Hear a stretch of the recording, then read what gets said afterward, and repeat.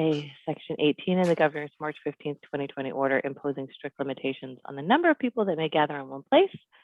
This meeting of the Medfield Warrant Committee is being conducted via remote participation. No in-person attendance of members of the public will be permitted, but every effort will be made to ensure the public can adequately access the proceedings as provided for in the order. As a reminder, persons who would like to listen to or view this meeting while in progress may do so following the instructions on the agenda and meeting notice. And there you are, Nick. I was just going to ask Christine if you got the night off. Didn't work out for you? Okay. It's budget season. See me in June. I know. I know. Okay. So I guess we'll do our roll call and it states that we are being recorded because I keep forgetting to do that half the time. So I am Sharon Tatro. Newton? Newton Thompson. Ed? Ed Vozella. Christine? Christine Barton. Bob Sliney? Oh, or Bob? Bob Sliney. Amanda? Amanda Hall. And Jeremy. Jeremy Marcin. All righty. So I know we have a lot of people here tonight and it is growing. So I think I would just, I'm just going to start by saying what the order of what we're going to go in tonight. So we're going to do Article 36 if it's still a 36. That is, listen, that's Steve Gannum, if that is how I pronounce it, is coming for what I believe was 36. And then we will do 37, which is Chris Potts. And then actually before those, we're going to talk to Mark real quick, any questions people have about how citizen petitions work. Then after that, we're going to have a short conversation again about Article 7, now that we've all had a chance to read the memo. And so Ed had a quick meeting with Mike LaFrancesca and Megan Glenn today, so he'll give us a little update on that. And then we can talk about the proposal for the budget, because I don't think we have any other warrant articles that we can go through yet tonight. So, and then Christine and Nick can give us a general update. So that will be the plan. And we will not forget to do Newton's minutes too. So on that note, I think, Mark, the reason why we had wanted you to come was to maybe just give us a high-level overview of how these citizen petitions work, and we haven't had any in a while that I can remember. They don't act any differently once they're on the warrant than any other warrant article would be the bottom line. The statute merely authorizes citizen petitions for either an annual or a special.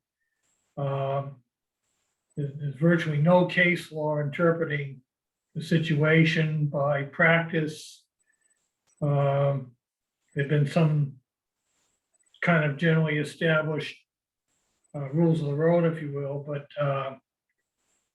basically what you have to look at is what kind of relief is being requested, and go from there. Bob, did you have any specific questions about 36 and 7 and 37 for Mark? Well, on 37, Mark, because it talks about the bylaws, and you know, and I know we haven't seen the presentation, but I did read the items, and there were just a number of issues that talked about. It seemed like there was some ambiguity. Will the town, or do you take a position on whether the adequacy of the current bylaw, or is that appropriate in this? I guess that's my question. Well, as you know, first of all, the selectmen will take a position. If I'm asked the opinion, I'll give my legal opinion as to what we have in place and what the options are. Okay. So we'll save that for after the presentation. Yeah, that's fine. I mean, the main point is because it does engage in some issues on the bylaw. I thought, you know, having Mark's input would be very helpful for me. Let me just say, there is a bylaw on the books. It's a relatively recent vintage. Before that, I believe it was the practice to deal with building projects on a case-by-case basis or project-by-project. And they would appoint committees. At some point, the same people started to serve on committees and it was formalized.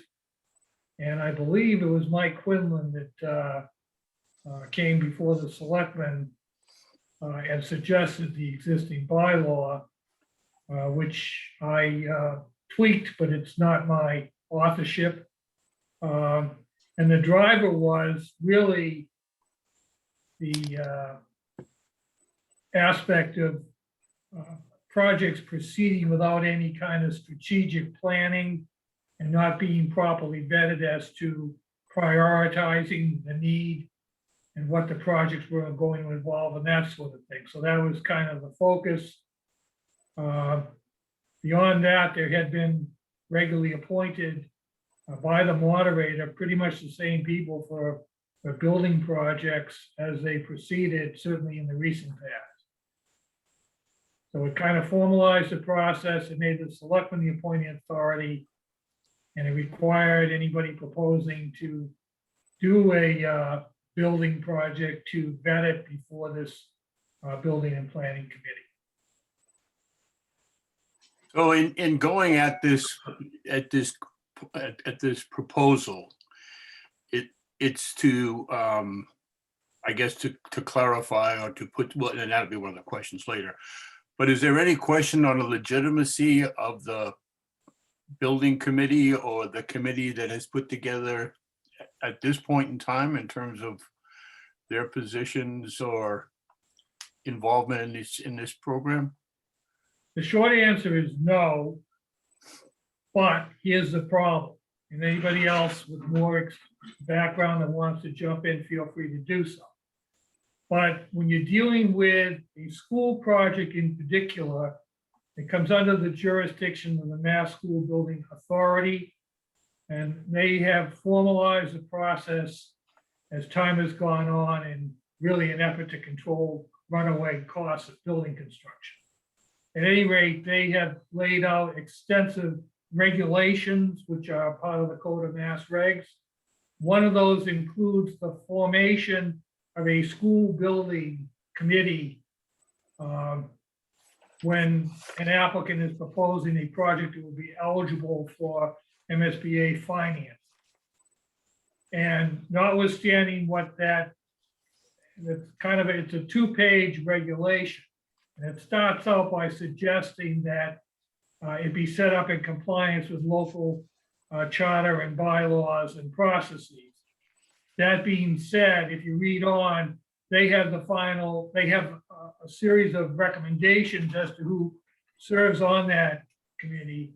And then they ultimately have the approval as to what the composition of that committee is. So it's my understanding in the current situation with the Dale Street School that even though they were informed that we had a permanent school building committee, a permanent planning and building committee in the town as a bylaw, they did not accept that committee to run this project. If we were accepted, we had to set up a committee that met the requirements of their regulation.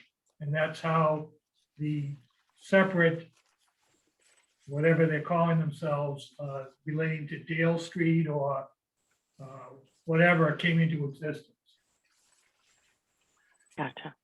And And frankly, and just to finish that out, to mesh the two together, if that's the way it is, it doesn't really matter what we do with a local bylaw, because if you have a school project that you're going after MSBA financing on, you're going to have to start from scratch and follow their regulations and establish a committee that they determine is compliant, regardless of what you have in place or as part of a permanent bylaw. Okay. yeah, no, that's helpful. And there was, I think one of the legal points that was raised was the, so I did read through that as best I could understand it, not being a lawyer, but it did make the recommendation, I know, of of who should be on the committee, who they'd like to see on the committee, and it seems like we fit pretty much down the line. The members of the building committee fit this criteria, or including Warrant Committee and school principal. There wasn't a legal, I don't know if it's a legal issue or not, but it was raised about the vote of a non-resident of the town who was the superintendent. Is that something that's been addressed? Because that came up. In the absence of a prohibition, it's really, it's either policy or permissible or procedure. You can define it, but there's nothing in the law that says that generally speaking, that a member of an appointed committee has to be a resident to be a voting member. That's something that in a bylaw or in a particular case, you could make it that way, but it's not that way in Medfield. Okay, thank you. Those were kind of the legal questions in anticipation of this. I will now yield the floor back to the chairperson. The lady in the purple. I was going to say, does anyone else have any preparatory questions, or else we will have Christine and Nick bring all of our friends that are patiently waiting in the room Thank you, Mark. outside. And okay. All right. Did you want me to stay on? Are there other topics or whatever? It would be helpful because of and I would be hardly expect that I covered everything. If you don't mind, Mark, for when if you want, we can have you sit back out and Christine could warn you, like if we have questions after they do their presentations. No, I don't have a problem. It's just a question whether to stay in the meeting or not. That's all. Doesn't matter. If you don't mind staying in until, because what we're going to do is we're going to hear everybody's presentations, and then it may generate some more questions. So if you wouldn't mind, in case there are more questions after, that would be great. Sure. Okay, sounds good. Okay. All right, welcome everybody. Just for an interest of not being here for more than 2 hours, I had said I was going to give everybody 10 minutes. So I'm going to time that if that's okay with people. So I'll kind of like wave and give you a little warning if you're getting close. Does that work? Okay. All right. Sure. Can you hear me okay, Sharon? I can. Can everybody else? Yep. Okay. Okay, great. All right, go for it, Steve. It's all yours. Great. Thank you. So let me just start by saying my name is Steve Ganem. I live at 1 Cross Street. I've been a resident of Medfield for 21 years, and 3 of my children attended the Dale Street School. Many members of our community have come together advocating for a new or refurbished school to be located at the existing Dale Street site. We call ourselves Dale at Dale, and we believe that education should remain in the heart of Medfield, where it has been for more than 75 years. Unfortunately, the recommendation of the school building committee is to locate a new school across town and behind the existing Wheelock School. This location would have a negative impact on the environment, on traffic congestion, public safety, and education itself. Due to several factors with the Wheelock site, the costs would also be excessive as compared to Dale. By contrast, Dale at Dale prioritizes keeping education in downtown Medfield, within walking distance to the town library, to numerous historic buildings, and to local businesses. With a location adjacent to the public safety building, safety would remain the highest priority for the students. In contrast to the Wheelock site, an improved Dale School in the center of Medfield would enhance the town's appeal and something we could all be proud of. So I'm now going to turn it over to Jerry Potts, who will talk us through more specifics of our objections. Thank you, Jerry. I think we're at 1:30, so we'll try to talk fast. So who we are Medfield taxpayers who are both pro-school and pro-replacing Dale Street. We want a school building as much as anyone else does in this town. We're concerned about the higher costs that are involved in this, the process that was used, and the total impact to our town. What we're asking for is the school building committee in the town to reconsider the site location for keeping Dale at Dale.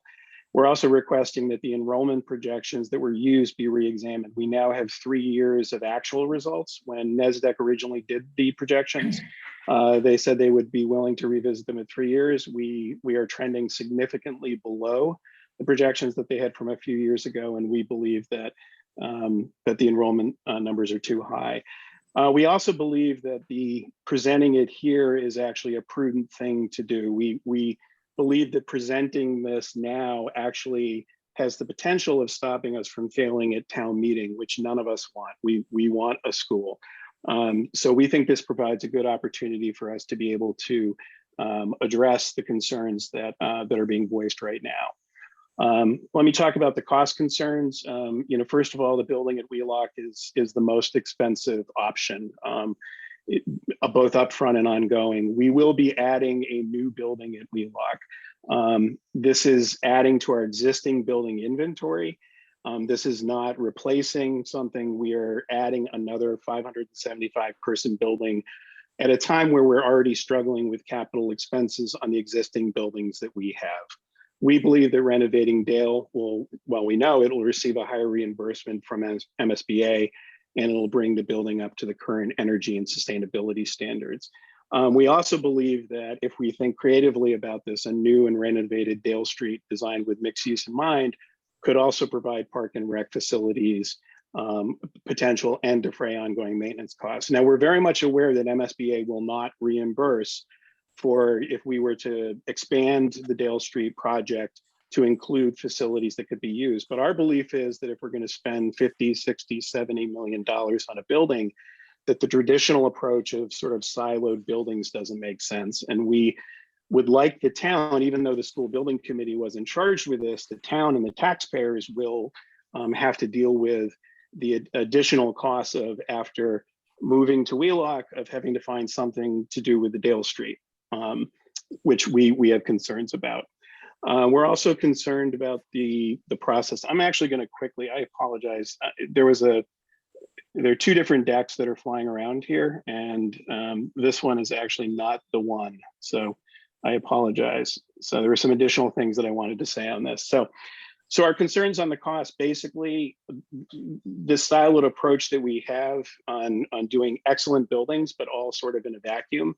We believe that there's a good opportunity for us here to think of a mixed use purpose for this building, and would give us the opportunity to also take care of the park and rec needs, while having by far the cheapest way to renovate the Dale Street building is to have MSBA with the higher reimbursement take care of our capital need. So this building exists in our current inventory. We think having MSBA help us renovate that building just makes fiscal sense. We also were concerned on the process. The warrant voted on and approved at town meeting for feasibility funding was specifically worded with the location at Dale Street. The projected enrollment numbers I'll talk about in a second, but we're significantly below those. The Dale Street scenarios presented, we think, significantly overstated costs related to the Dale Street options, and also emphasized the disruption to the students. We think the costs associated with the future use of the Dale Street, again, it was not the school building committee. They did nothing wrong. They're working hard for this. But it's our belief that the town, before we make a decision on moving to a new site and leaving the Dale Street building, we have not adequately discussed what that ongoing cost will look like. And we know there's a $400,000 expense for the portico. We will have maintenance on that building, regardless of what project comes in there, and we will have the new building to also take care of. We also believe strongly that in every single public outreach, the sentiment was clear and consistent that people supported Dale Street. In fact, our belief is if this building were at Dale Street and that was the proposal, it would pass easily through the town. But there is a very large opposition that is against this project at Wheelock for a variety of reasons. And surprisingly, at the selectmen meeting, both Gus and Pete emphasized that they heard from folks in the Dale Street area that they were very much in favor of it. And contrary to prior problems, usually no one's in favor of it. No one wants it in their backyard. In this scenario, at the selectmen meeting, the overwhelming outreach that they received was pro Dale Street and against Wheelock. We also believed that the site was predetermined. In a public meeting, the school committee meeting in 2017, before the school building committee was authorized to begin the process and before the permanent building committee picked up this issue, Dr. Marsden at a school committee meeting specifically said that he had talked to the permanent building committee about Wheelock as a location for a building.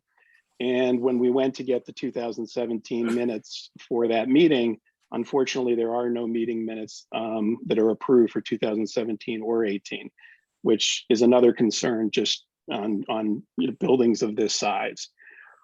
Concerns on the enrollment.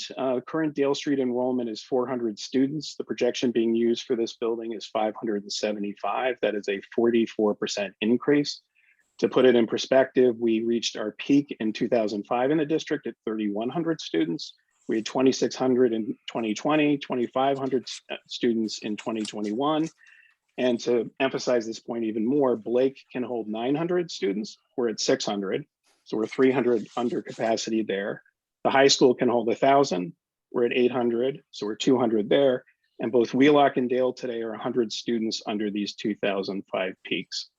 So we believe that the NESDEC projections at 575 are too large. The bottom line to it is we are asking for a much larger building than we need at a time where we already have 700 student capacity.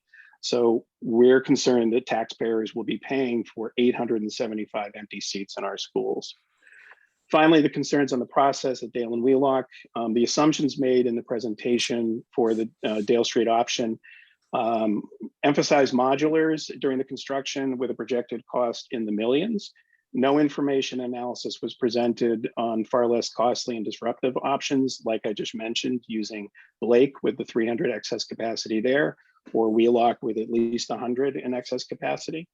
In the case of Wheelock, we know for a fact that all the new infrastructure will be needed. This is all additive infrastructure to handle water, sewer, stormwater, telecom, traffic, and sidewalks. None of these added costs add educational value. We know for a fact that Wheelock has more archaeological and environmental challenges. And we also know that there's a water treatment plant that will be right on the heels of it, well, before this, maybe taking place at the same time. So turning the Wheelock, Elm Street area into a heavily projected location. One project is required, the water and sewer, the one is discretionary. So Jerry, I just wanted to warn you, we're almost at 10 minutes. If you need a couple more, that's fine. I just wanted to. Thank you. Yeah, I only have 2 more slides. Thank you so much, Sharon, for giving me extra time. And go ahead and I'll finish. talk fast. Thank you so much. That's okay. So the other thing is we just did a townwide master plan. This is from plan section 2-7 of that master plan. And overwhelmingly, the town has spoken consistently about what it's concerned about. One of them is the downtown. And in fact, 46% that they said that they were concerned about downtown vibrancy. Almost a quarter said that if they could do one thing to improve Medfield, they would choose to improve the downtown, that is the adults. It's even higher in the youth survey. 50% of the youth said that if they could do one thing to improve Medfield, it would be to improve the downtown. So why would we spend $60 million on a building that's going to take a school, which is very vibrant, very active for our downtown, and move it 1.5 miles away from downtown? So finally, in closing, and then Steve will have one comment, why Dale at Dale?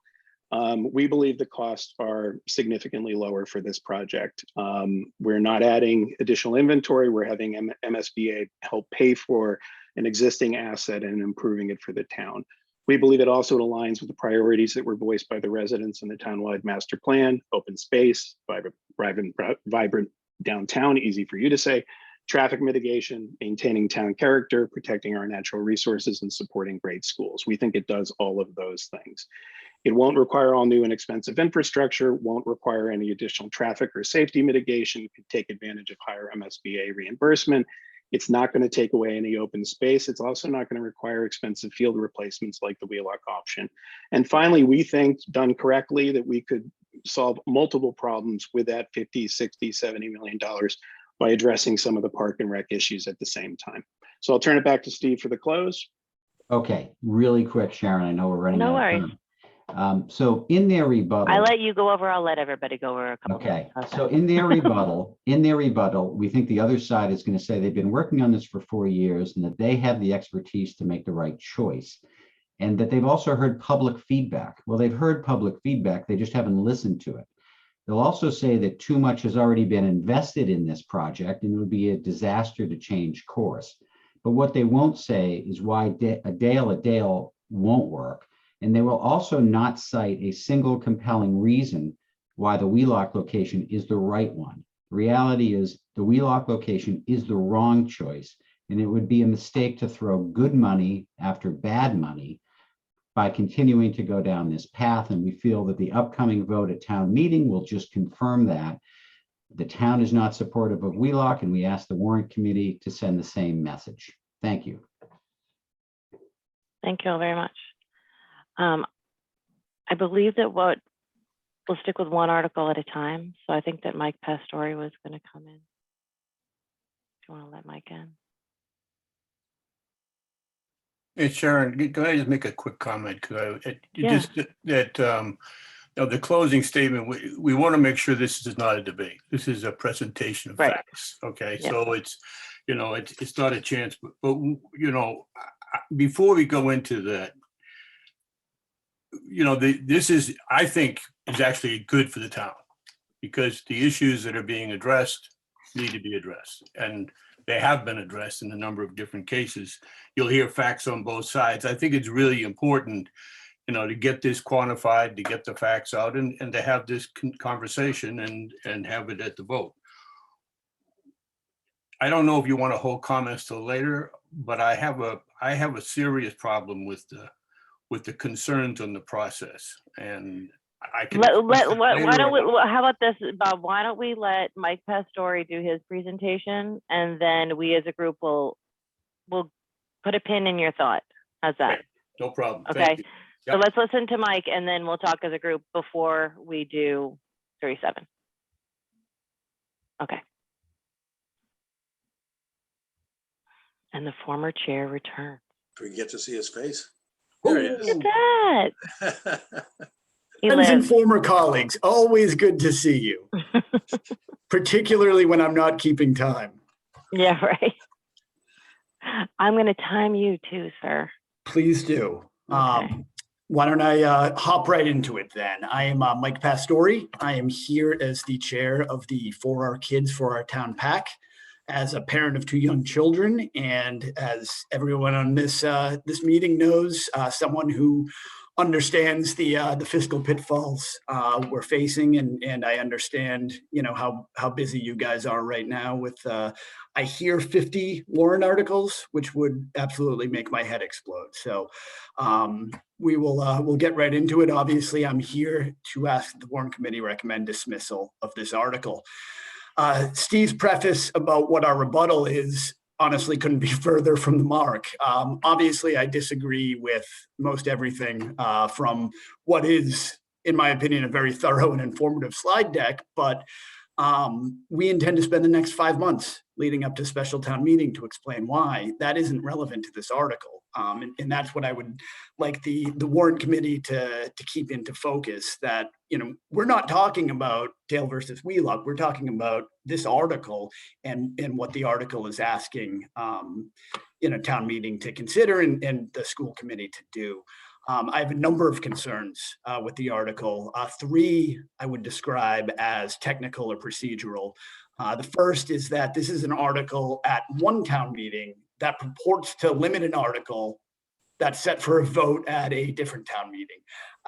I'm no Richard DeSorger, but I'm not aware of any precedent for this as a town meeting article. The way to voice your displeasure with an article is to vote against it when it comes up, not to do this.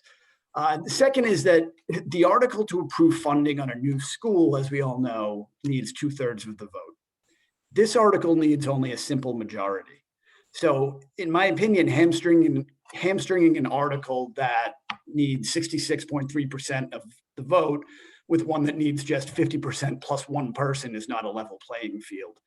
The third is that the article states that the 2018 feasibility article implies a school location. Now, I remember that article well because I had the job of reading the entire thing at annual town meeting when it came up. And I almost passed out because it was so long. And Mark Storell, you might remember that I asked you specifically at the time if we could shorten the article. And you said no, because it was specifically prescribed by the state for that kind of article. So there's no implication. There's specified information that had to be in there.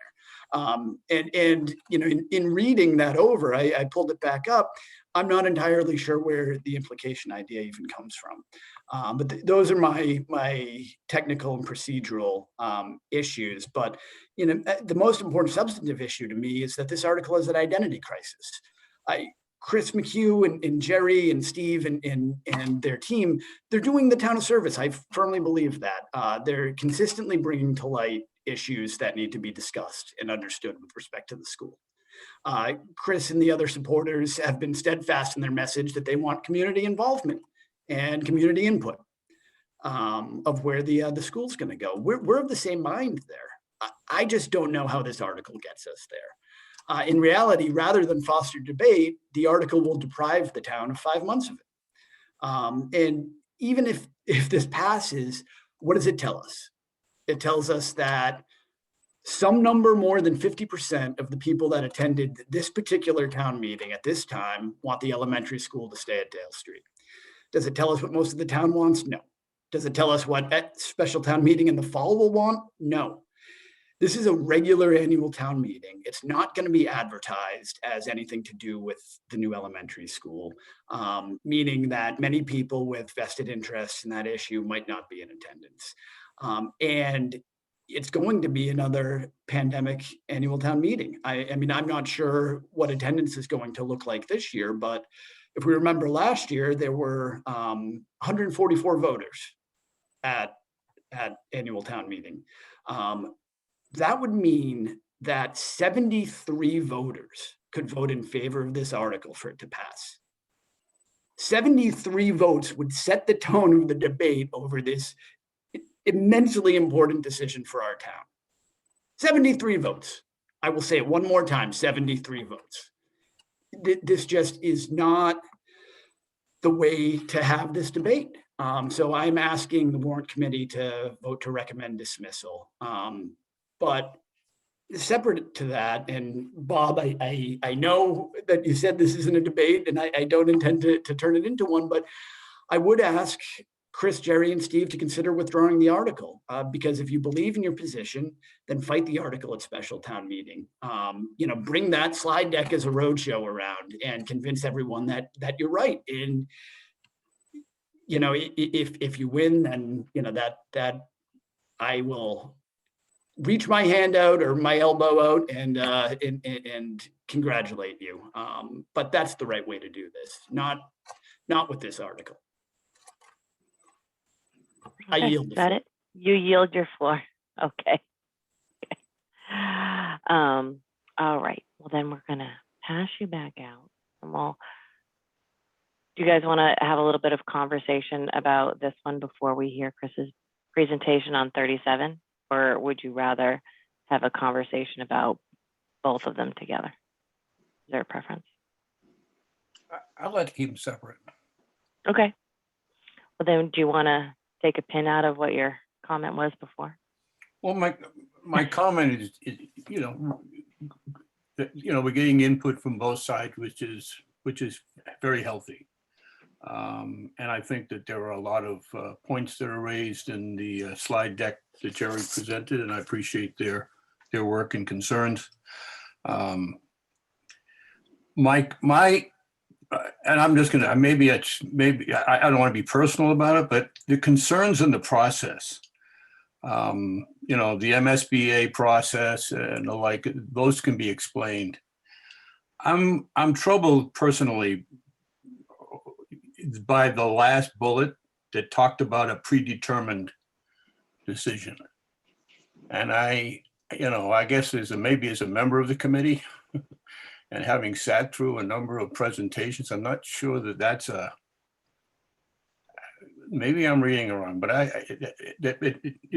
to me it says, you know, that that it was predetermined, and this thing has been going on for years, and I've sat in through hours and hours of meetings, and they follow the MSBA process, which is very diligent. May not agree with the process, but I feel I need to stand up and say that that's a statement which I don't think has any, it doesn't even belong in this kind of a presentation. And I'll just step back and go on mute, but I feel very strongly that that was because, and the reason that I think that's significant is because if this is going to be a discussion of facts, this last bullet questions the facts, because it basically implies that all decisions were made to confirm a predetermined decision. And if that's the position that the Dale on Dale group says, I take exception to that. I guess I'll go on mute past that. Does anybody else have any thoughts or comments? Go ahead, Jeremy. Yeah, could we just get a little explanation as far as what a particular vote for or against will be heard would actually mean from this committee? You know, what is our role as the Warrant Committee?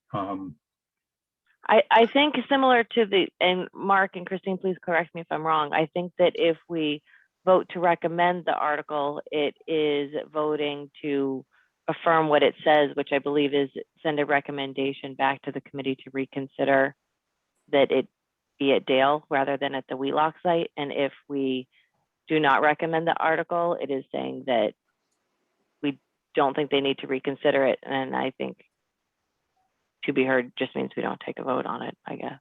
Does that sound right to Christine and Mark? Is that what?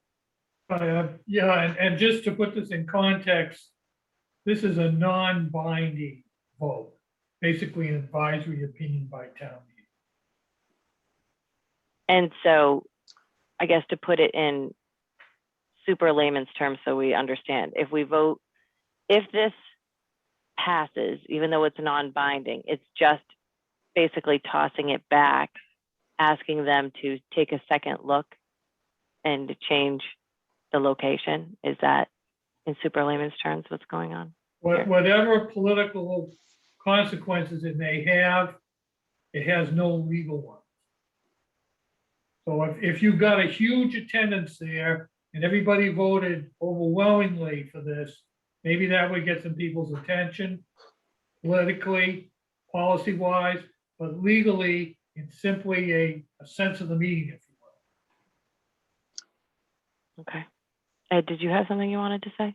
Well, yeah, I guess has the Dale on Dale group actually sat down with the building committee and expressed their concerns and gone over all of these points rather than, because Mike said this could be debated in November, but I don't think we'd want to have that debate in November. I would think that those questions should be answered in advance. So I guess my question, and maybe Bob, you can answer, is have they actually come and met with that group to answer those questions? We can't speak to all. I don't think there is anything on this list that has not been addressed in a session, but I don't think it clearly hasn't been addressed to the satisfaction, which is why I call into question this comment on the predetermined, because I think the consensus of this group seems to be that the issue was raised, it was discussed and debated. For example, the town went back and to the Massachusetts School Building Authority, as I understand it, and discussed the projections. For example, we can get an expert. I'm not an expert in it, but my recollection is that they went back. One of the requirements for the MSBA is that that the school has a useful life of 50 years. So when you talk about building a school and projecting enrollment, that's a good point. It's 50 years. So, and I know that in the town, we can go over the details, but I know that each one of the members of the school building authority, excuse me, of the committee, talked about the, for example, the size and the flexibility and weighing the, I don't know, at the end of the day, you're weighing the reimbursement from the MSBA to the incremental cost of today's cost. So yes, these issues have been raised and have been discussed, but not to the satisfaction of the. I see. Thank you. Go ahead, Christine. I have a question for Mark. So let's say this comes up at the special town meeting in November regarding voting to have the new Dale Street School at Wheelock. And in Jerry's presentation, he said he thinks it would most likely get voted down by the town. What would happen? Does that then ban it, bar it for 2 years if it gets voted down at town meeting? And then what happens after that? It's funny you should say that, because I wasn't going to initiate this point, but you should be aware of it. The MSBA website specifically addresses the issue where they approve a project and the municipality, quote unquote, fails to fund it or fails to pass it. I forget what the language is. They give you an opportunity, according to them, their website, to explain what happened and perhaps get a second bite at the apple. But the likelihood is that you go back and start over from the beginning. It's just right off the deck. There's a huge demand, at least right now, for school projects. And if you're not good to go, they're not going to mess around with you. They're going on to the next party or the next municipality. Do we have any idea what the cost of starting over is? I remember at the town meeting that we approved kind of this feasibility, it was $1 million, wasn't it, Christine? The feasibility was a Yeah, million. $1 million was appropriated for the work that's being done that's led up to this. And So that will lead up to June, right? So I guess my question is, if it fails in the fall, is there a need for a second million, or is it like half that? Do we have any idea at all?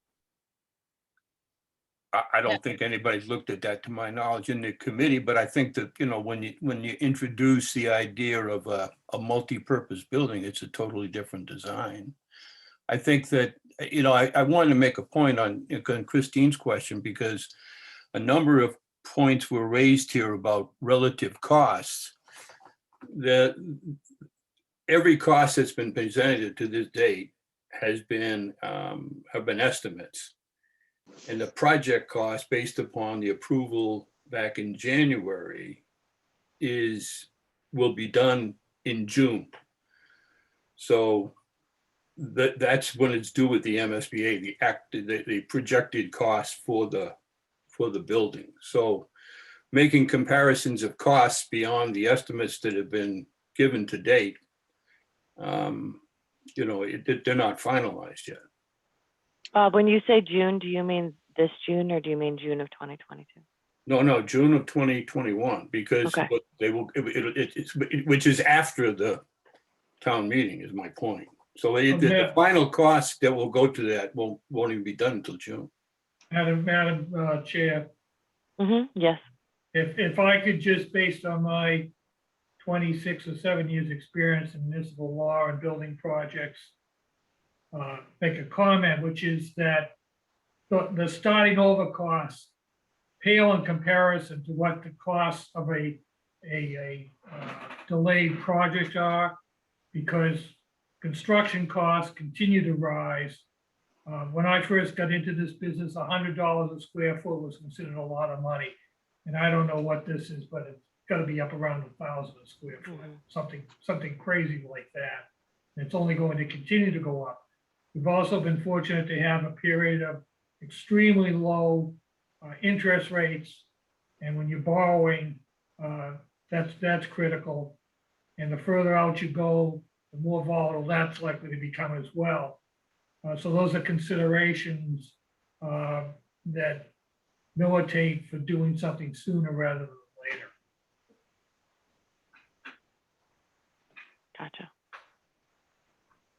Does anybody have any more questions on this before we hear the presentation for 37? Just to that point, if let's say the article stays and we vote yes, and it goes back for reconsideration, what does that timeline look like? What does that do to the timeline?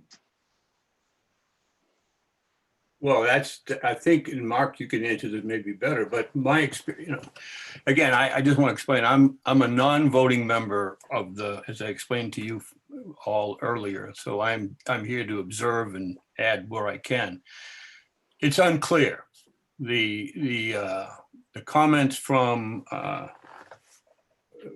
two members on the building committee who have experience with the schools and the MSBA think that because it has been delayed already, that if we went back to the MSBA and asked for another delay, we wouldn't get it. And therefore, there's a risk of that it would go back to the drawing board, basically. And it could have a 2 or 3 year delay. Now that's been contested, I think, in this here, that there's experiences, but the judgment of a couple of members of the committee who are, I'm not speaking for them, but they're in the business, have said that their experiences, and they've seen the examples they were given, they said there are different circumstances, that they wouldn't be optimistic that the MSBA would yield to that. So to the chair, Amanda, I'm not quite sure when you said that article, you're referring to this non-binding article at the upcoming annual, or are you talking about ultimately the funding article in the fall, whatever that's? Yeah, my apologies. I meant this article, the non-binding article, because if that votes yes, I think there's a potential to expand the timeline. So I guess really ultimately both, right? Because So it's up to the deciders that are involved with the school project, what to do with the results of the vote, or how to interpret them. Anything from ignoring them to going back to the drawing board now. But ultimately, the MSBA sets a very aggressive timeline. You have to comply with that, first of all, and then ultimately you're gonna vote on whether or not the town supports funding of a project. And it's if you were to go back and say, wait a minute, time out. I'm not sure. I have not been in the process. I don't know how far the town is committed to one location or the other as far as MSBA is concerned. And I didn't want to speculate about that. But again, anything that delays their determination, they are like a typical state bureaucracy. They put on their blinders and they go. So. Yeah. Thank you.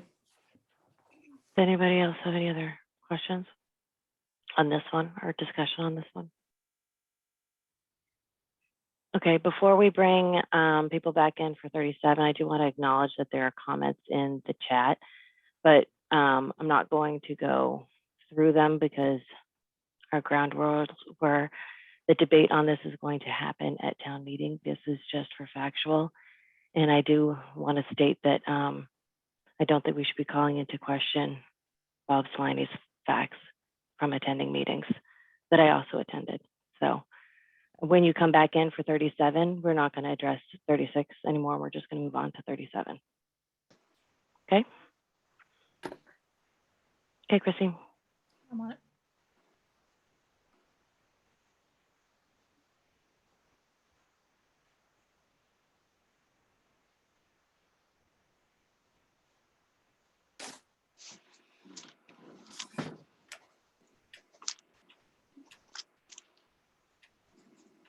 Okay, great. Hi, everyone. Hey, Chris. Hi.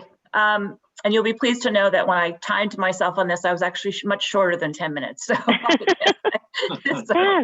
so I kind of gave my time away to somebody else. It's all good. This, I just thought it would be helpful, especially for anyone who's chiming in tonight. They don't have the benefit of usually seeing the handout. So I just thought it would be helpful just to read what the warrant article would actually say. So I'll just read it out loud. It's like one very long sentence. To see if town meeting will establish a committee charged with creating a Medfield town bylaw to govern school building projects to reflect the school building committee appointment process led by the town moderator, which is in keeping with Medfield school policy, and to engage citizens at large. So that's what we submitted.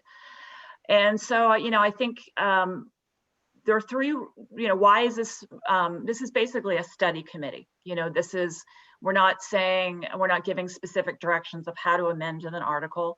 In fact, I actually started trying to do that and realized it was much better to try and recommend to have basically a study committee to take a look at this and see if maybe we can improve upon what already existed. So why is this study committee needed? So I laid out three reasons in the handout that I gave you guys. Really, it's about clarity. Right now, it's unclear if the permanent building and planning committee bylaw actually applies to school building projects. Some officials believe it does, others do not. So this is really a matter of just achieving some degree of clarity. Secondly, we are trying to just specify the appointment process. It's just unclear how members of the school building committee are to be appointed.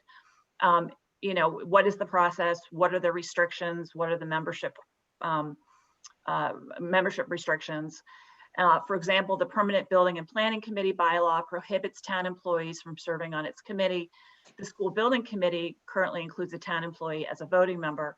And I put the emphasis on voting because it makes perfect sense for a school building committee to have the town administrator, a superintendent of schools, who is an employee of the town serving on that committee and providing their expertise. But some would argue that as a taxpayer funded position for a large taxpayer project, it really doesn't make sense to have a town employee as a voting member. And then the third point is to provide consistency. The current SBC appointment process really runs counter to the historical practice, which we've followed with our past school building projects, including the high school and memorial school, in which the members of the SBC were appointed by the town moderator. And again, that is based on Medfield school policy. Now, I had brought up these points over a year ago, and one of the things that I heard was, well, this is the MSBA process. We're following the MSBA process. Well, I think fundamentally, it's important to know who is MSBA. I mean, it's the Massachusetts School Building Authority. It is a independent quasi-government agency. And in some respects, in a lot of respects, I mean, it's very much like a Boston Foundation or a Medfield Foundation, where it provides monetary grants to fund school building projects. And basically they have statutes to guide how they're going to do that, but they're not a legislative body. And if you look at their actual statutes, they don't mess into local decisions like how somebody is appointed to the process of a committee appointment, or whether they're voting or non-voting members. They don't get involved in that. They look at that as a local decision. What MSBA is basically saying to districts is, if you want our money, you must follow our rules. It doesn't mean that they're not interfering with our actual town rules. What they do say, though, on their paperwork and in their statutes, is that they basically assume that a school district is appointing members in accordance with its own charter, bylaws, amendments, and policies. And so the question is what is, for our school building committee, what bylaw actually guides that policy? What bylaw guides that committee? Is it the permanent building and planning committee? We don't actually, if it's not the permanent building and planning committee, as some officials have said, then we don't actually have a town bylaw that governs a school building committee. We don't have one, it doesn't exist. So the whole objective here with this warrant article is to really just provide clarity that's missing. And I think the thing that makes this even a little bit more complicated is that you have the town side and you have the school side. I mean, and they are one and the same. We're all the same town. But from a statute standpoint, you know, the town, the selectmen, they're in charge of all town property.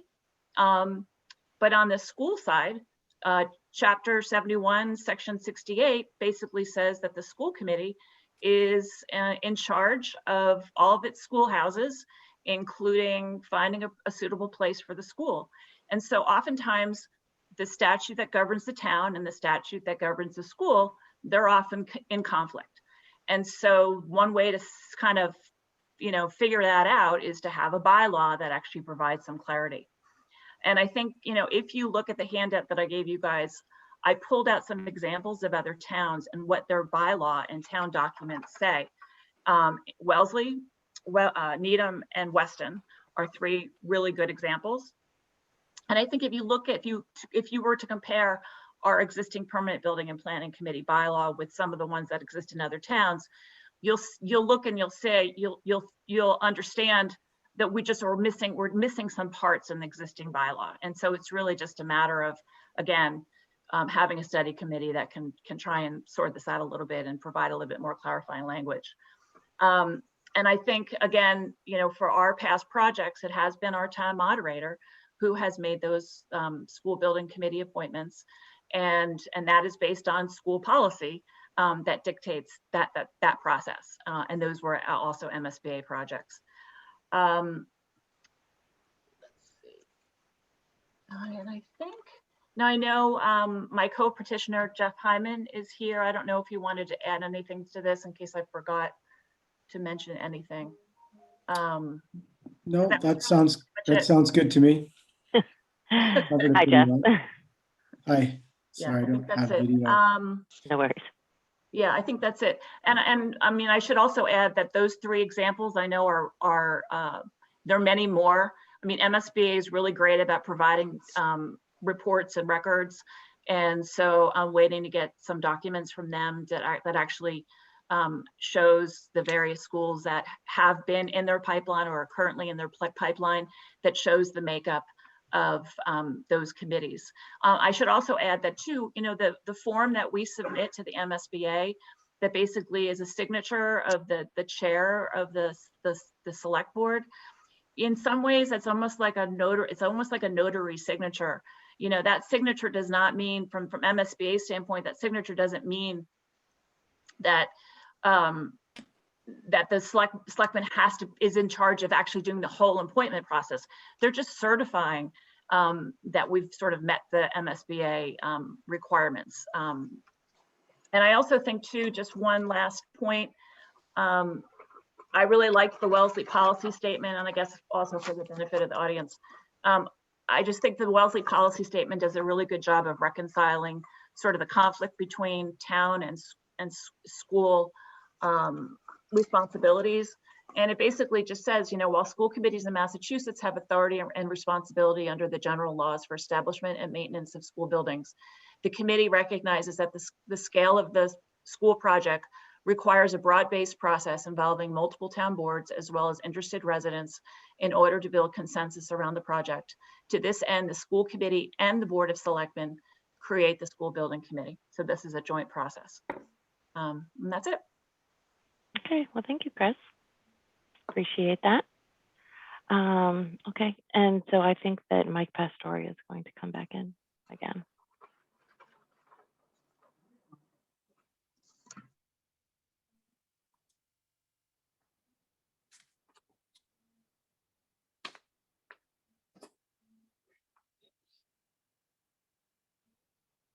And can you wave your hand if you want me to bring Mike Quinlan in, because I have to give him a 5-minute warning because he's double zooming if anybody thinks they have a question for him. Oh, looks like he might get off. Okay.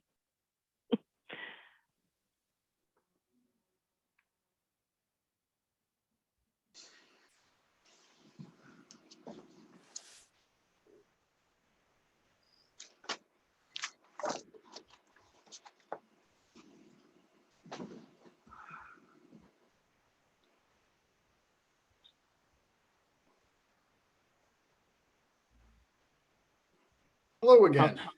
Welcome back. How you doing? I I would like to incorporate by reference everything I said about the former article. I think most of that holds true here. I mean, I think the clear implication of this article is that the SBC as currently constituted is improper and has somehow done something nefarious and by extension cast a pall over the new elementary school project and the proposal to go to the Wheelock campus. And I don't think there's any basis for that. Again, I don't think this is the way to have this debate. I think there are much better ways that we can seek public input and have this conversation over the next several months.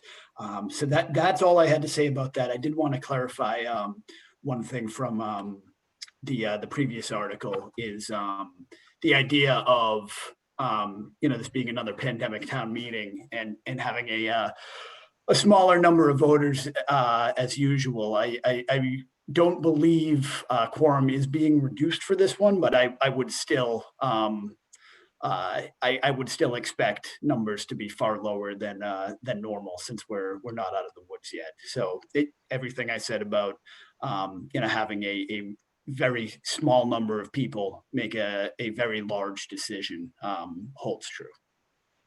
Okay. Thank you. Thanks, Mike. Thanks, Warrant Committee. Great job. And hey, Sharon, this was pretty efficient. You should feel good about that.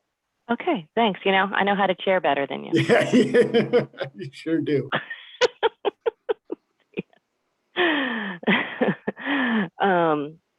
So I guess I have one question for Mark Sorrell, if you don't mind. I believe we probably don't have bylaws for every committee that we have in town. Is that correct? Do just some have some and some don't?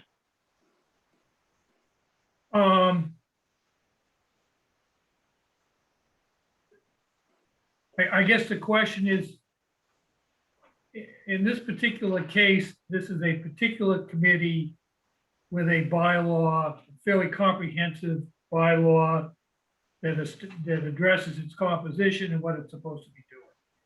And so the short answer is, yes, we don't have a lot of those committees.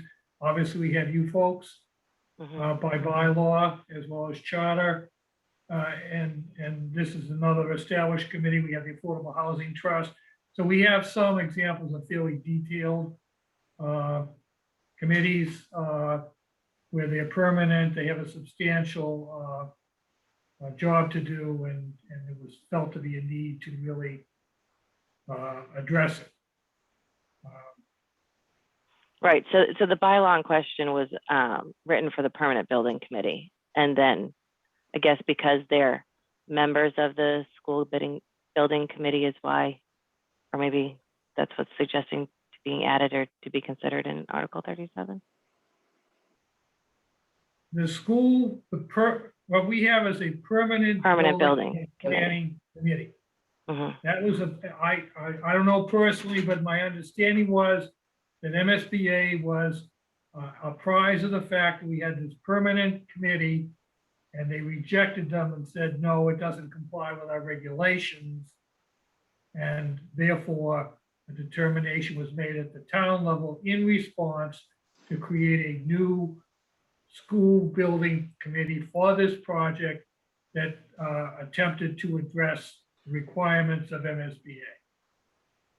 So whether you could go back and tweak the existing committee to make it more compliant, if you will, with the regulations that are in place for MSBA in terms of composition and those sorts of things, maybe you could. Whether it would have an effect in the present case, probably not, because there's already a committee in effect that's working on this project.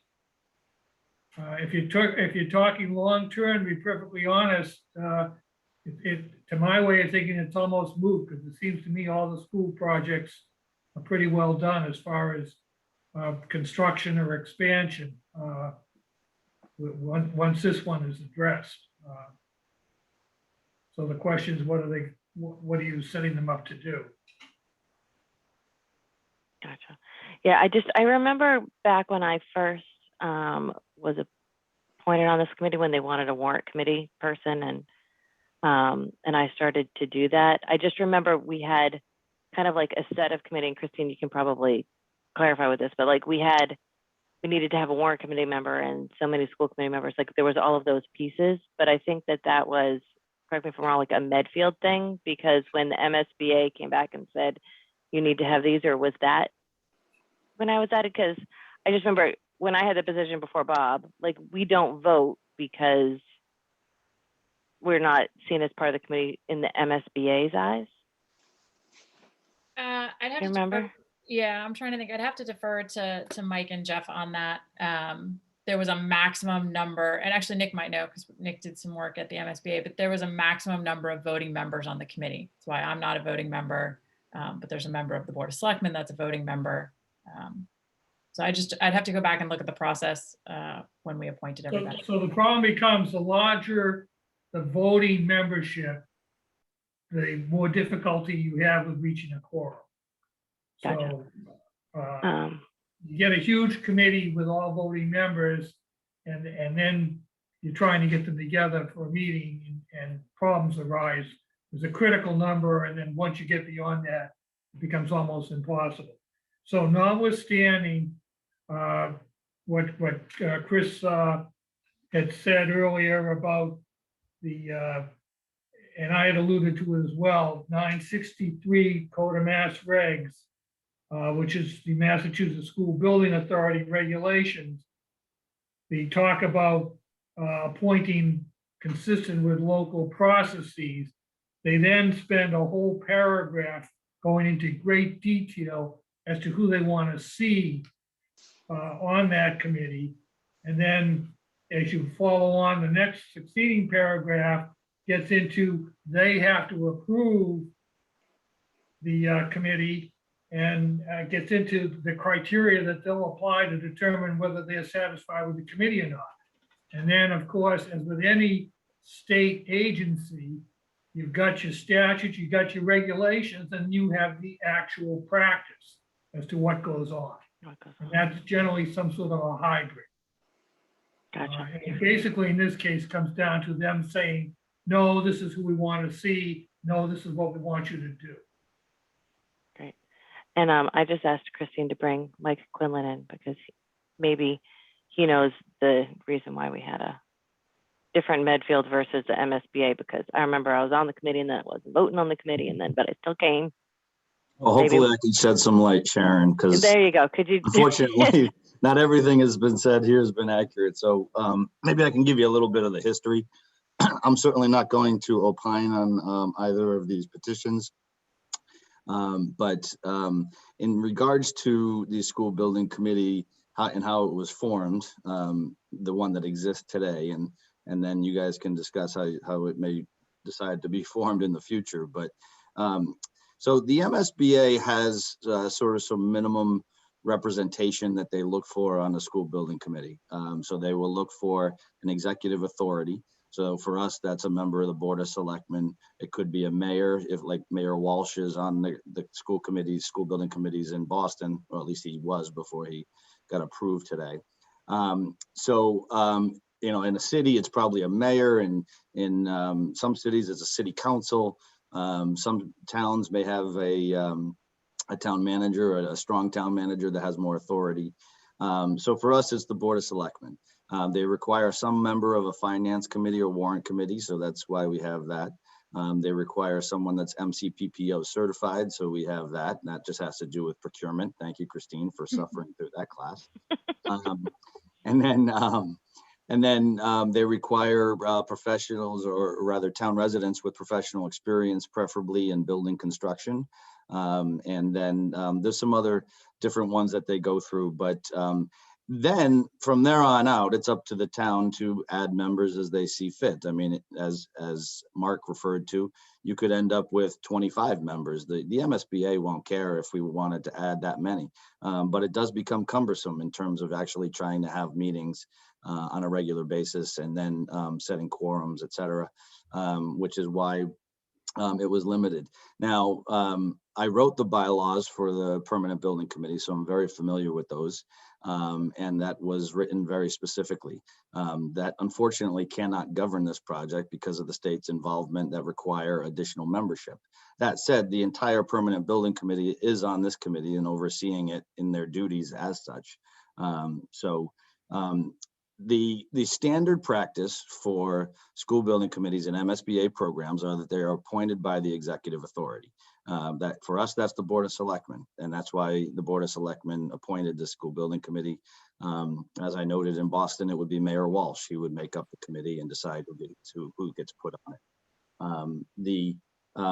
As I think Sharon asked Mark, not every committee in town has a bylaw associated with it. When I joined the Permanent Building Committee, there were no bylaws associated with it. It was an ad hoc committee. It was one that just kind of kept getting extended. And we specifically went about making it permanent because of the major investments we're making in our buildings. And we wanted to make sure there was consistency of oversight and use of expertise in town. Now, given the overwhelming size of some of these projects, including the one that'll be before this town in the fall, we wanted to make sure that that's being seen by people who work in this industry. Myself, Tim Bunfati, Walt Kincaid, all work in building schools on a regular basis. That said, we need a diversity of membership that the MSBA wants, and that's where we bring in critical administration, critical school committee members, members of the Warrant Committee, members of the Board of Selectmen, et cetera, so that we get that diversity of voice on the school building committee, which we have now.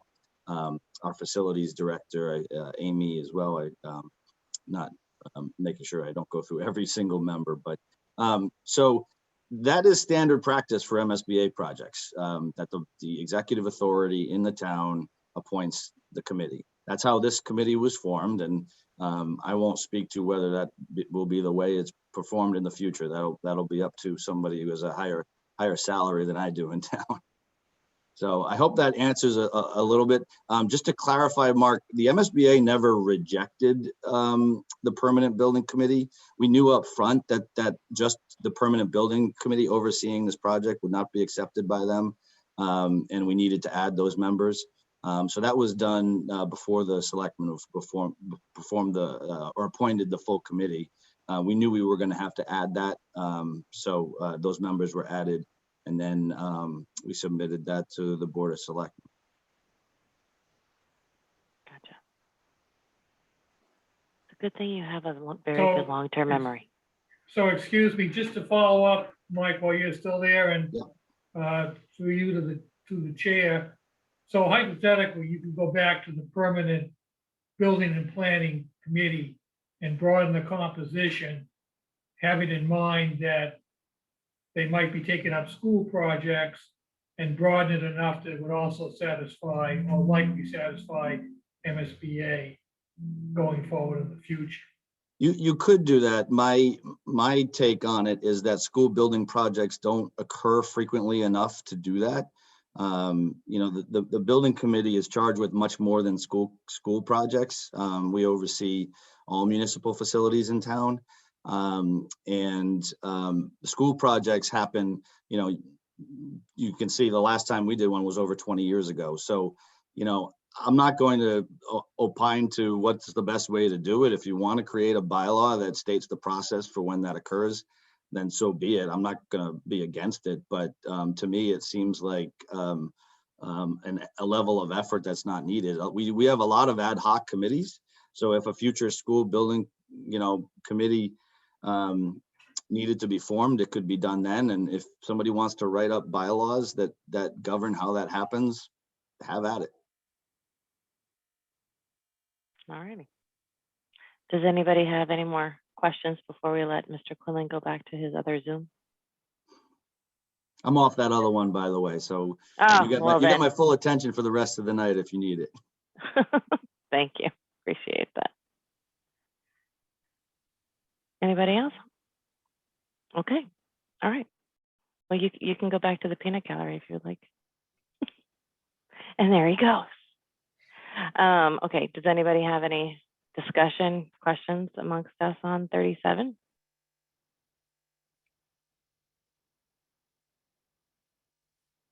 All right. Are people prepared to vote on 36 and 37, or do you need any more information?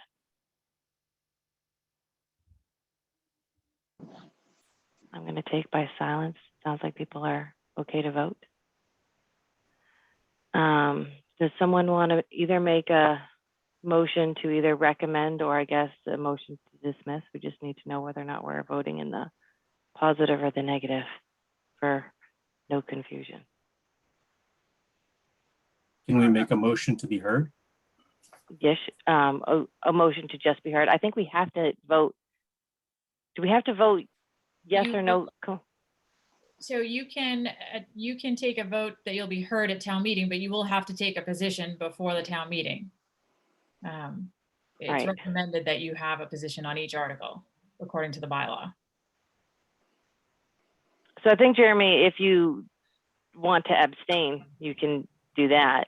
If you, maybe I that's. guess, I mean, if we're in debate, I have my 2 cents on the matter.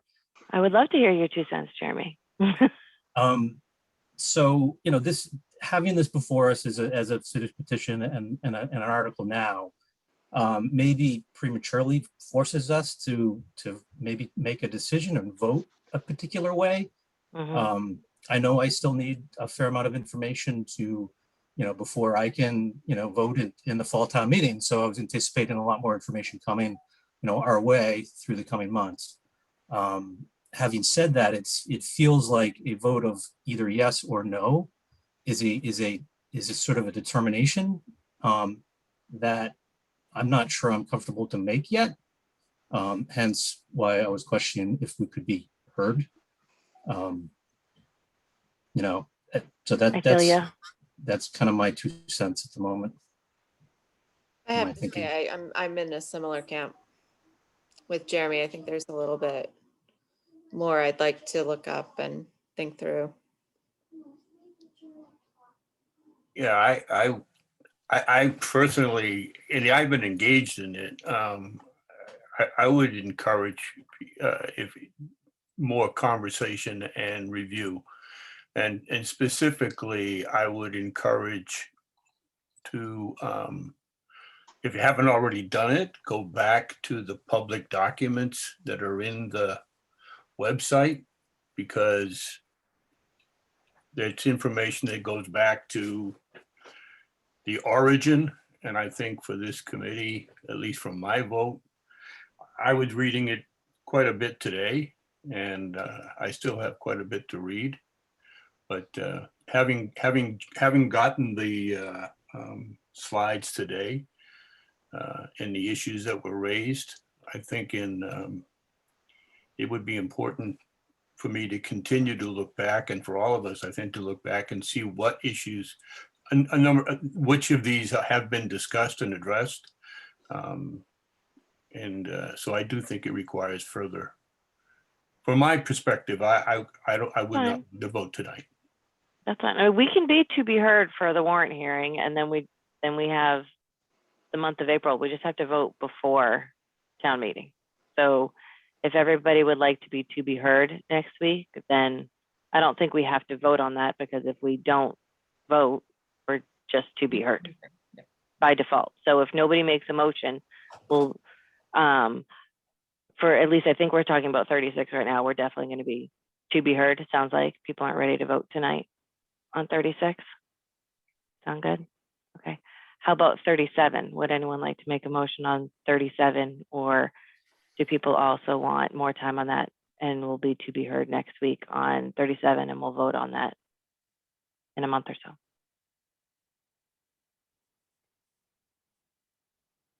Don't all speak up at once. To be heard. You would like to be heard, not ready to vote yet. I mean, it's just a lot of information, and I thought that to me, it's a lot of information in one day. Okay, that's fine.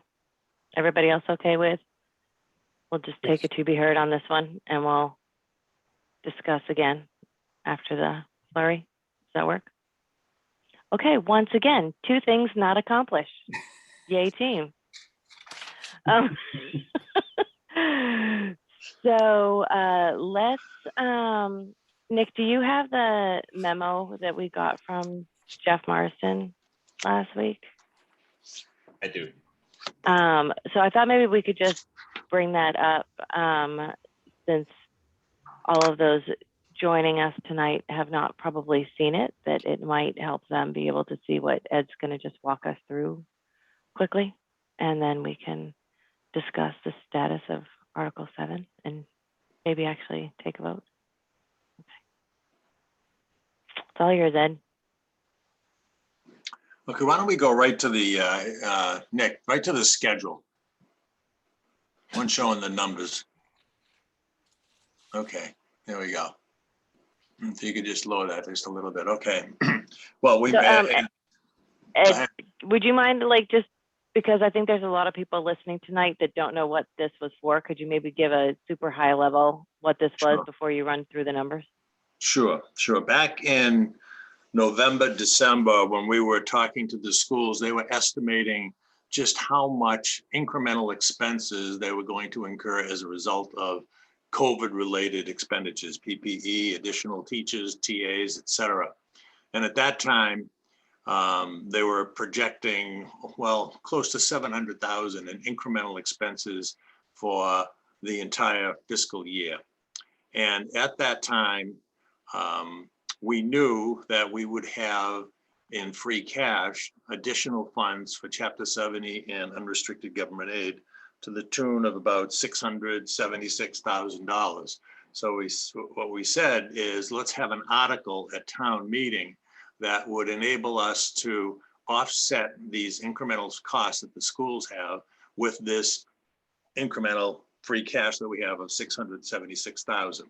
That was the additional Chapter 70 money and the additional unrestricted government aid. Remember, we budgeted those lines very conservatively for the fiscal year 21 budget. So we're fortunate to do that, and therefore we had that incremental money to offset these expenditures. So the year has progressed, and over the course of the year, we've been able to get additional funding through the ESSER grant, the state coronavirus. Mike and Jeff have gone back and looked at where they have potential savings in their budget. And last week, maybe 10 days ago, they presented a notion that the schools could cover those incremental expenses themselves, and we could leave that increment, the money in free cash, that 676,000. So over the course of time, now the projected expenditures are about 869,000 over what we've had in funding. And what Mike has done is put together a schedule of how they could reduce that to zero. So what you're seeing at the top line is there's 869,000 of incremental expenses that are going to be incurred, and that's primarily payroll. And what Mike did is he had information through March 1st, and he looked at the average weekly payroll and then extrapolated based upon the average weekly payroll what the number would be by the end of June. A simple extrapolation, and that's the 869,000. Now, what that also tells you is all the expenses, all the PPE expenses have already been paid for through the CARES Act grant and the 102 grant that they've received earlier in the year. So how do we pay for this 100? How do we reduce this 869? The biggest piece, as you can see in line 1, is the special ed prepaid and credits coming from the Accept Collaborative. That's a very difficult number, that 400,000, to really nail down. But after talking with Mike for about an hour, Megan and I both met with him, I think that's a fairly conservative number. It's the amount of money that we prepaid last August for our transportation. It's a credit due from Accept Collaborative, which they said they were going to give us, but that's a little bit up in the air as to exactly how much. But when you look at what potentially could come in and what is on this piece of paper, I think there's a little conservatism there, and that's a good thing, just in case other problems arise. The next group of items that from number 2 through 14 are expense savings that we are going to have just as a result of COVID. You know, we didn't have, take the music transportation line. We didn't have the kids in the music program going off to different towns and doing presentations and concerts. So we saved all that transportation. The athletic transportation was the same thing. We weren't in the tournaments, we weren't traveling. The season was cut in half in many cases. All of these items are absolute savings from the budget for 21. And I would say call it guaranteed. So there's 618,000 right there that they all add up to. And then on top of that, what really led Mike and Jeff to present this article is all of a sudden we have the state coronavirus prevention fund program for $75,000 that we didn't know about back in December. We have the ESSER2 grant for $176,000, which we also did not know about back in December rather. So we have these incremental funds of another $251,000. So between the expense savings that the schools can commit of $618,000 and the additional grants from the state and the government of $251,000, there's the $869,000 that we can offset. Again, some of these numbers can move a little bit, but I think this is certainly a doable schedule, and both Megan and I agree that it's doable. I know Megan has a procedural issue with it and would rather use the money that's in the free cash, but we both agree that this gap can be closed. And from my perspective, I think we could eliminate that Article 7 in the upcoming meeting. You have any questions? Ed, when will these numbers be hard numbers? Like, because right now we're estimating, when will we know for certain that these are hard? Well, you can take lines 2 through 14 and you can consider those hard right now. That's $218,000. The 400,000 probably won't be hard until, I don't know, it could be a couple of months because part of that is a credit from Accept Collaborative, and we don't know what, Mike doesn't know what their timing is. But I do think that 400,000 is a little bit conservative, and so I wouldn't worry about that number myself. I think, although it's not hard, I think it's conservative enough so that we'll be okay. And of course, the other two, the big numbers down there, the 75,000 and 176,000 in the grants, I consider those hard now. It's just a matter of when we get the money.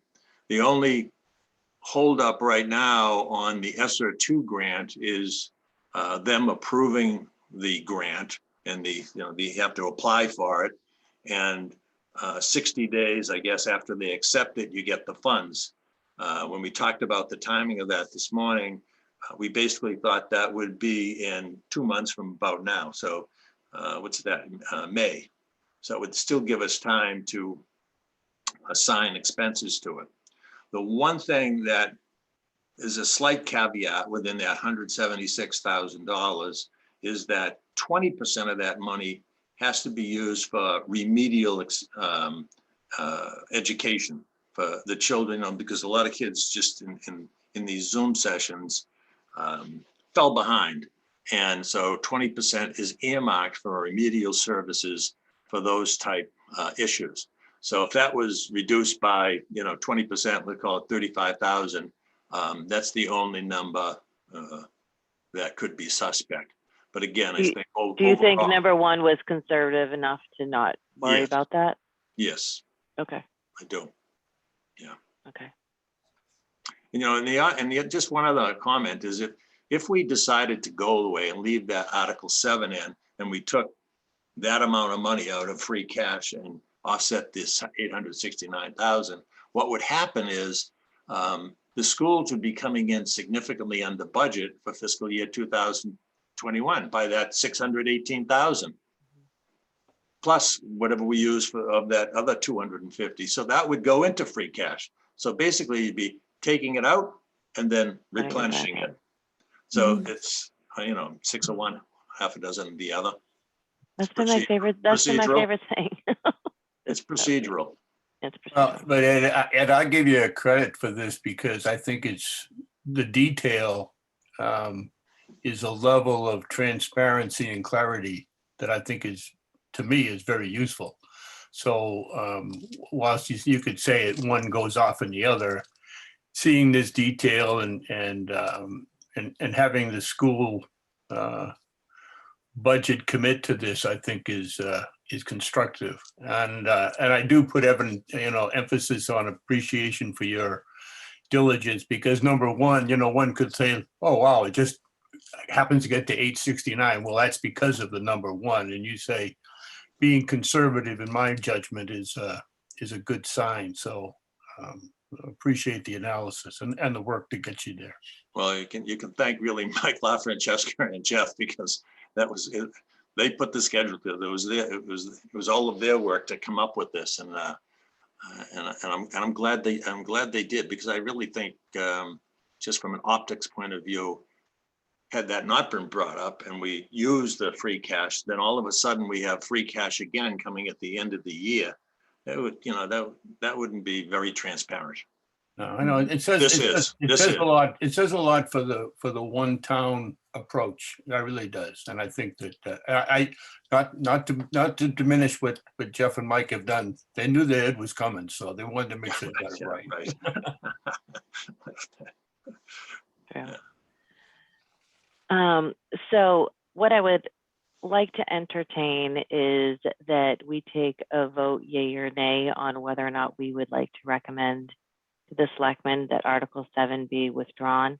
The school committee is going to be having a similar discussion and take a vote tomorrow as well. I don't think it's formally necessary, but Jess Riley and I had discussed sending a joint letter asking for it to be withdrawn, and we both decided that it would be better served if each of our committees voted rather than us writing letters as chairs, because we don't want to ignore everyone's opinion. So with that being said, do people feel comfortable voting on whether or not we would like to recommend withdrawal of Article 7? Okay. Would anybody like to make the motion? No, I guess I should. Okay, go ahead. I move to withdraw Article 7. Is there a second? Second. Okay. Newton. Withdraw. Okay. Ed. Withdraw. Christine. Yes, withdraw. Okay. Jeremy. Yes, withdraw. Amanda. Yes, withdraw. And Bob, I don't think I got you yet. Yes, withdraw. Okay. And I also vote yes to withdraw. So look, we voted on one. So proud of us. And so Christine is diligently still working on the other articles. And so what I wanted to do for a minute or two, we have a half an hour left, but I don't want to take all of it necessarily, is to see if people had questions about, I know that I had shot from the hip last Thursday with what I was proposing for how we balance the budget. And my proposal was kind of contingent on us withdrawing Article 7 in a sense. So Nick, do you have the reserve analysis PDF by chance? I know I'm throwing that at you right now, but I guess I guess I'm gonna talk from my hip again. I don't really want to take a vote on all of the budgets. I think what I would like to see, if we are in the mood to do an informal, almost like recommendation to the selectmen, because I feel like we're getting close on time here, and I'm a little bit, I think they're waiting for us and we're waiting for them. So I'm thinking maybe we could take a first step, and even if it's a general first step, because what I'm kind of proposing is our nice purple column, because we like purple, is one of the ways in order to meet the reserves is if we assume that Article 7 is going to be withdrawn, and therefore we assume that that money is available, it allows us to close the budget gap. It actually, now this in the purple column is only assuming that the budget gap is 350. Now we haven't had any formal discussions as to how exactly we're going to get to 350. Just my recommendations out there. The reality is that there's enough room in this that if we had all 420, it still closes it.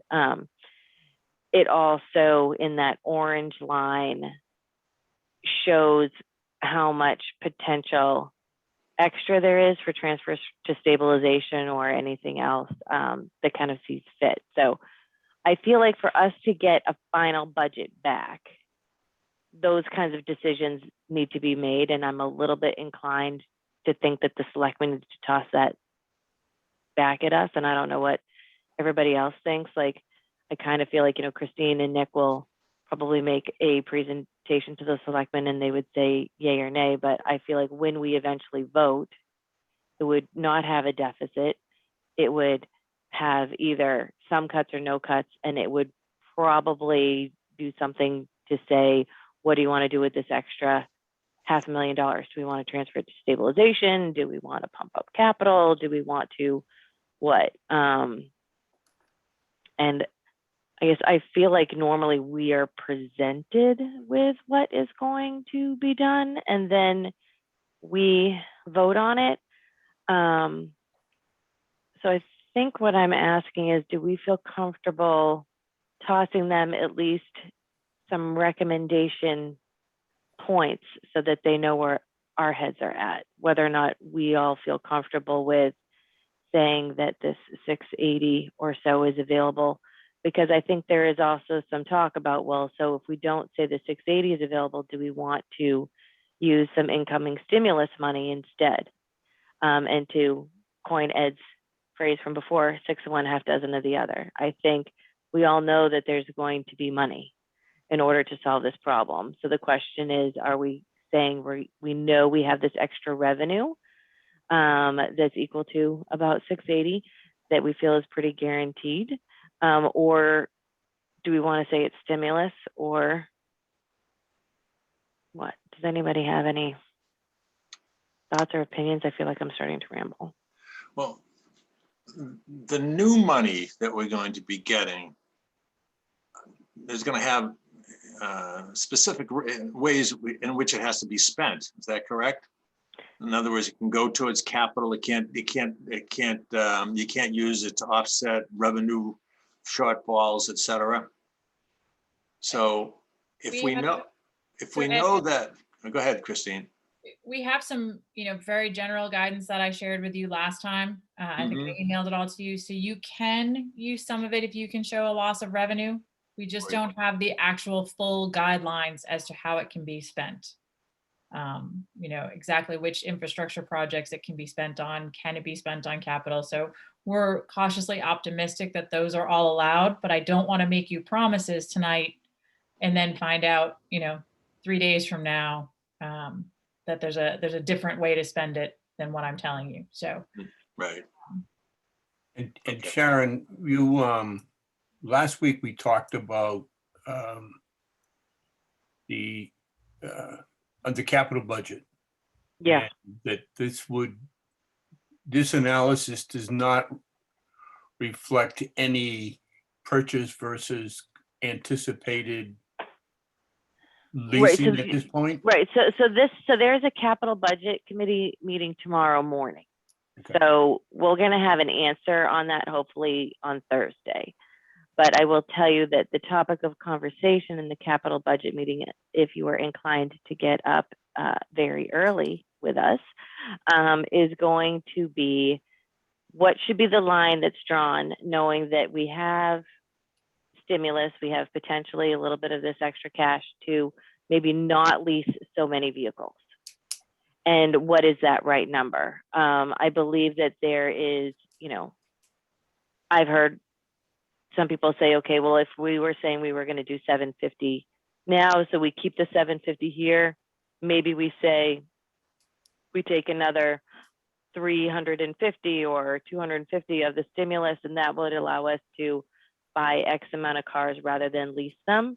and toss that back. So I think that it's safe to say when we meet on Thursday, we're going to have a different capital recommendation to look at, which means it's a good thing we didn't vote the first time.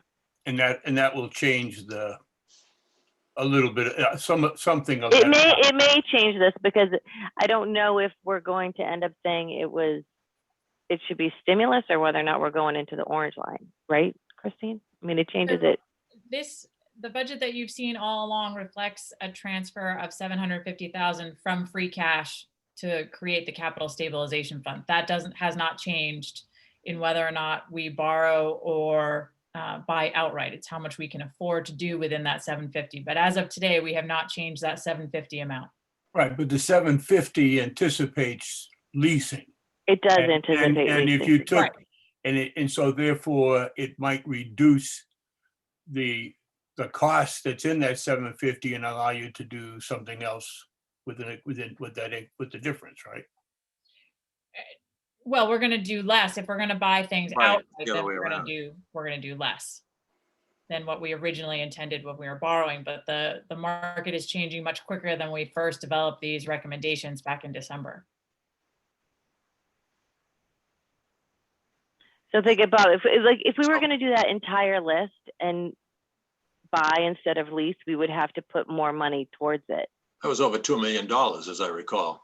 If we were going to buy every the single cost thing of on that everything, list, it was right. 2 million. You're right. Right. And So I think it's safe to say that there's probably still going to be a recommendation to lease the fire truck, and there's still going to be recommendations to lease some things, but not others. And I'm going to admit right now, I haven't opened the spreadsheets that Nick sent me a couple hours ago yet, and I'm going to do that after this so that I can be coherent when we meet really early. But that is, I believe, the recommendation we're going to talk about tomorrow is where we want to draw that line. And if we still want to get a certain amount of these things, are we talking about spending $1 million or more instead? And if so, where are we potentially thinking of doing that from? Because I think people feel fairly confident that the stimulus could be used on capital. And Christine, if you could just clarify one thing, it was, so we will be in the percentage compliance with our policy. But I recall that in conversations earlier, there had been some, when a credit agency or a bond agency looks at our performance, they discourage us from using cash and free cash in our operating. Can you just kind of give me a background on that? So the Department of Revenue likes you to use your free cash on one-time expenses such as capital. They don't encourage, they would not like you to see it to currently offset your operating budget, which, as you know, we were doing excessively in the 18, 19, and 20 budget. So that's when we got our call from Moody's saying they were concerned about how much free cash we were using to offset the operating budget. And with our declining reserves, they were just raising a red flag for us that knowing that we were going to have our school borrowing coming within the next 2 years, we really needed to work on getting those reserves back up. Now, after this meeting, I'll forward those memos out to everybody again, just to refresh your memory. Thank you.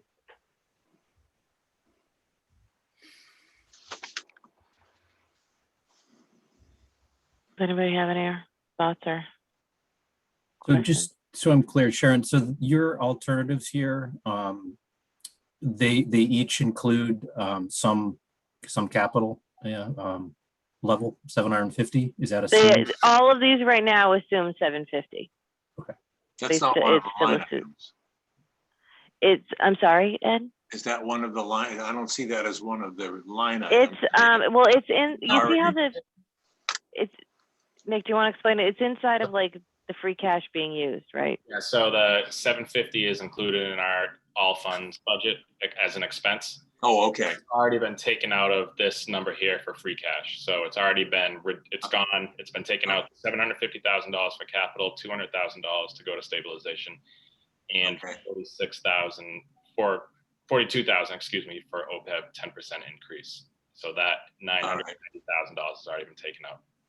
Right, and Yeah. the way that this shows is it assumes in those first two columns that there's also would be $420,000 coming out to fix the deficit. So that would go up by 420 if we cut an entire 420, correct, Nick? I think that's what I did in the spreadsheet. That's my understanding, yeah, looking at the numbers. Yeah. Because I feel like that number was like 2.3 or something.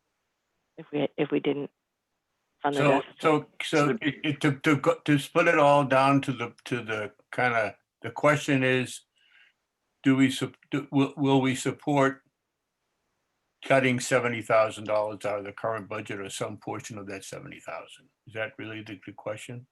Because it's either 350 or 420 will be taken out of this cash. These versions are 350 and 420. I think that I think the question probably more the selectmen are going to ask: are we okay with 350 or 420 out of free cash, knowing that we can add this 680 back in reserve, or are we okay with 350 or 420 and we want them to use stimulus money? I feel like that's the question they're going to ask back to us. Is it 6 of one, half a dozen of the other? That's exactly what I think it is. But I will tell you, my opinion is I would rather use this 680 because we don't have definitive understanding of exactly what we can use the stimulus for. Sure. That's just my opinion. Because then I think the stimulus is going to be a whole nother discussion. Because I think after we get past town meeting, all of a sudden the town is going to have all of this stimulus money. And if Norfolk County also gives the town that piece of stimulus money, there's a really big pile of money to decide what to do with in this town. And one thing I totally don't understand, and I don't think anybody really understands yet, is like, how do you get to decide how that gets spent? Like, is that something that is just going to be a selectman decision based off of, are they going to want us to opine on that? Or any of the projects going to be so big that we have to have some kind of special town meeting as to how to do the stimulus money? I have no idea. And I don't think this is a really as large of a road that anybody's been down before that any of us know that answer yet, which is why I'm, I guess, proposing is that we go into town meeting saying, listen, we didn't use Article 7. We know we have that money. We can balance the budget and do good things for everybody using that money. And let's table the stimulus discussion as a stimulus discussion by itself. That makes sense. I like that.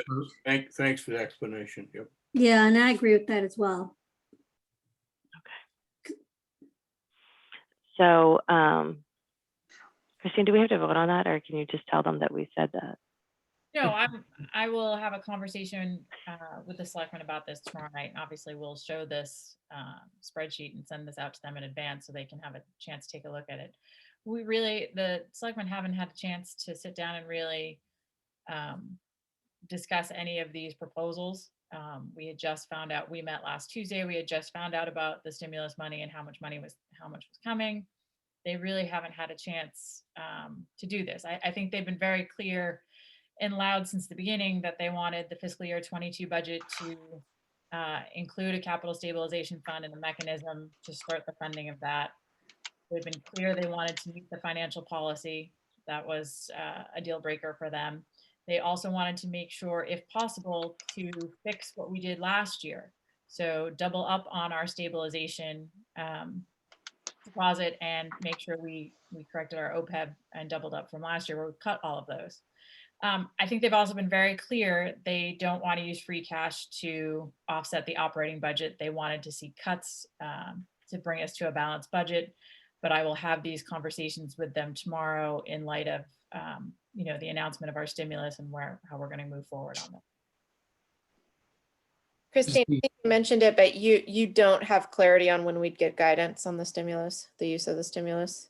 No, I mean, we should be getting it within, there's probably 45 days left, 50 days before we should get it. So I'm hoping that guidance will come, not on the 49th day. Yeah.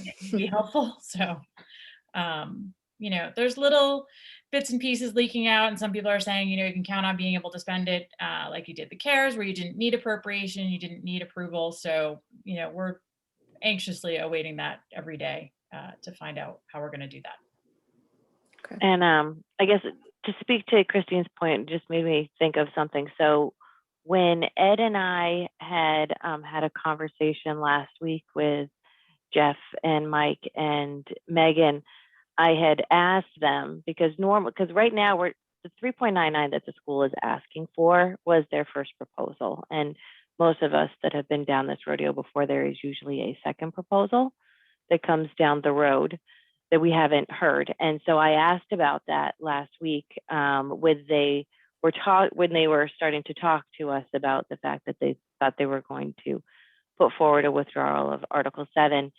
And I asked them what they were prepared to cut. And the answer was that a lot of that kind of $400,000 credit line, they probably would have maybe tossed some of that to next year, but they thought it was a better use to get rid of Article 7 than to put that in.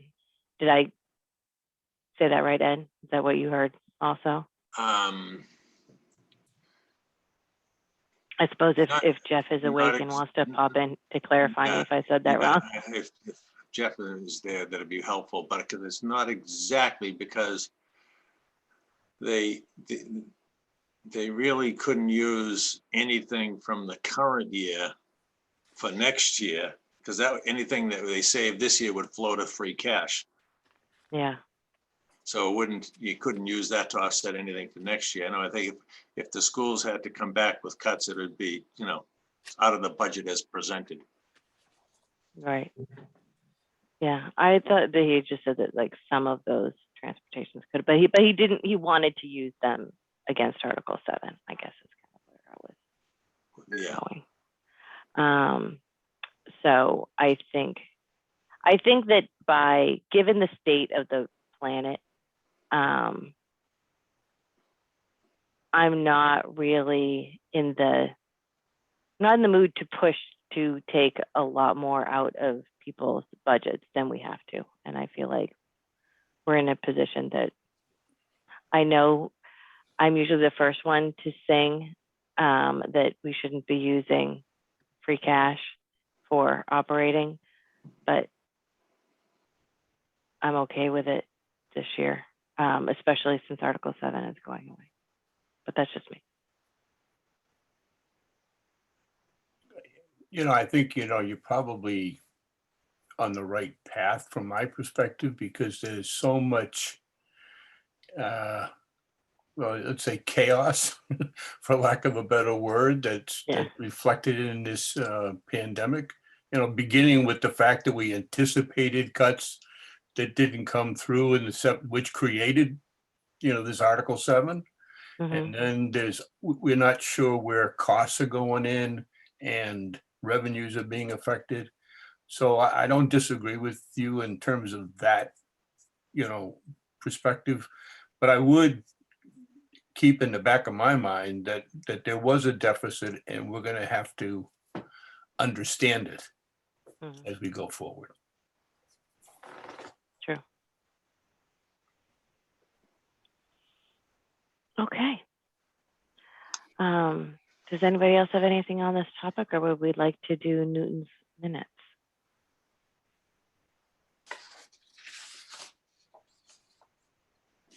Mark, and I'm sorry that you're still sitting here, but if you wanted to go, I probably should have told you could go a while ago. Thanks for coming, Mark. I don't think I'm adding anything of value at this point, so. I thought Mark was being like Mike Marcucci when he said last week, there's no place else he'd rather be. I know, right? Exactly. So I apologize, but I want to thank you very much for coming, Mark. It was very helpful. Anytime.